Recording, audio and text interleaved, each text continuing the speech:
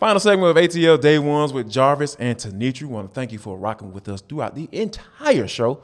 Thank you for liking and subscribing to our YouTube page. It's Locked On Sports Atlanta. All you got to do is type it in the search box and we'll pop right up. Our pretty faces. Yep, I said pretty. It's all good. Yeah, because, I'm referring to Tenitra mostly when it comes to that. But we want to thank you for, getting down with us. And because this is for the culture. It is the intersection between sports, entertainment, and the culture, and whatever the hell we want to talk about. T, when I looked at this story, you send me these stories, I promise you, I get to kind of thinking and, thinking about certain things, and my mind start to churn a little bit, right? Because we've gone in on the NFL about the Rooney Rule, and it seems like we talk about that every summer when coaching being hired and how it's not working. But I think the NFL might be on to something with this one. Mm-hmm. The NFL selected 4 historically black graduation institutions, HBGI. Both you and I have found out about that term. Like, okay, that makes sense. As its first members, the first members of the inaugural NFL Diversity of Sports Medicine Pipeline Initiative.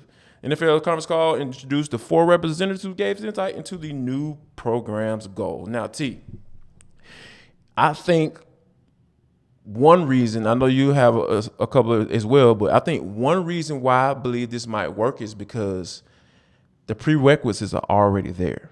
Yeah. And, when you think about, I think it's just a matter of them really getting in front of people, or the people who come out of this program, after they go visit with ownership and do go on visit with campuses and partner with these people. So all the people who are in positions to hire these in the sports medicine world, eventually it's gonna be like a feeder program, essentially.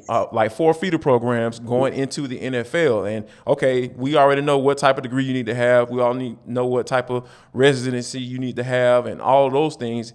And those are the type of things that's a path you can follow in conjunction, and versus with the head coach. Like, we don't know what the prerequisite is, because it changed. It seems like it changed every year. The line keeps moving. The goalpost can move, so to speak. If we talk, if I can use a football reference. So I think this thing may have some legs because of how it's lined up. It's just like, okay, do this, and do this, and then you'll be eligible for a gig. And I think that once these people from coming out of these schools, these HBCUs or the HBGIs, so to speak, they'll understand, okay, I know exactly what's in front of me. I know what I have. I know what I need to look out for. And we know that great people come from these programs. And I think that, we'll start to see a change not pretty soon here with this program being put in place. Right. And, we talk so much, not just on this show, but in general, about HBCUs, the historically black colleges and universities. We don't talk a whole heck of a lot about historically black graduate institutions. And I think about schools like Xavier and likely Albany State, who have master's programs or PhDs or medical schools or law schools attached to them, like a Howard or a FAMU, if you will, or even a Morehouse, obviously here locally. And I think that's a critical component as well, because what the league is saying here too is not only do we acknowledge what the HBCUs can do in terms of what they can do at the undergraduate level, but we're also saying that from a professional school steps perspective, when you take that next step and you decide to take it at a historically black institution, we actually see those institutions as viable, making viable professionals that can actually contribute to us on a larger scale. It also tells me, if I'm the high school student, or even if I'm the early college student, that, wow, you said the words perfectly. I have a clear path.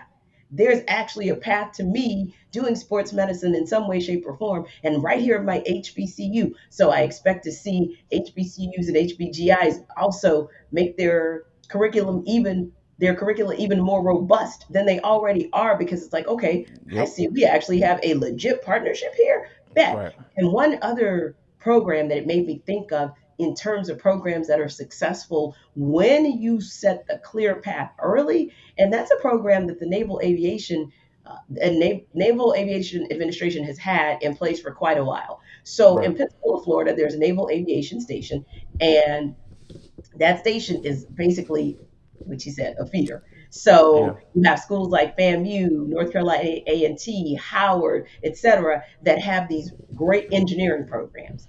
And from those engineering programs, you can do like a 3-2, if you will, 3 years at that school and then 2 years at a partner school. Or you may do all five at that school, and you may or may not go on even to get like your MBA, for example. But in the meantime, you're already on track. You're already taking all the prerequisites and everything that you need in order to become an entrant into that pilot program, and then you're set up for success. So I had an opportunity to meet a lot of those pilots, and they just talked about Nice. the positive feedback from that program was tremendous, because when they matriculated into a FAMU or Bethune Cookman or an A&T, they already knew the path they were on. And one more thing, those guys being able to support each other coming from those small HBCU communities, it was huge in order for them to lift each other up and say, hey guys, we got this. So, yeah, Yes. excited about this program. I think this one actually has legs. And you know what else always has legs?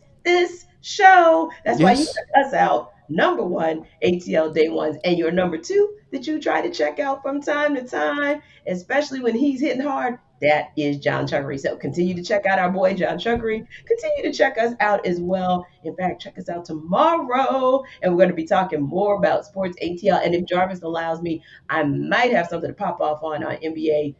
Maybe not. We shall see what happens tonight. Thanks again, guys. And one more thing, I give a shout out to my boy Jarvis and his wife all the time for the amazing work that they do with their two girls. I'm far away from them right now, so I can't hug them like I'd love to do, but I know those guys are giving them hugs for me, and I appreciate that. I'm hugging my nephews all the way from here to there. Hug your children today. The tragedy that we saw yesterday was unspeakable, but thank God we actually have one more day, each and every one of us. Make something good happen and let somebody know you love them. We'll see you tomorrow. God bless you all.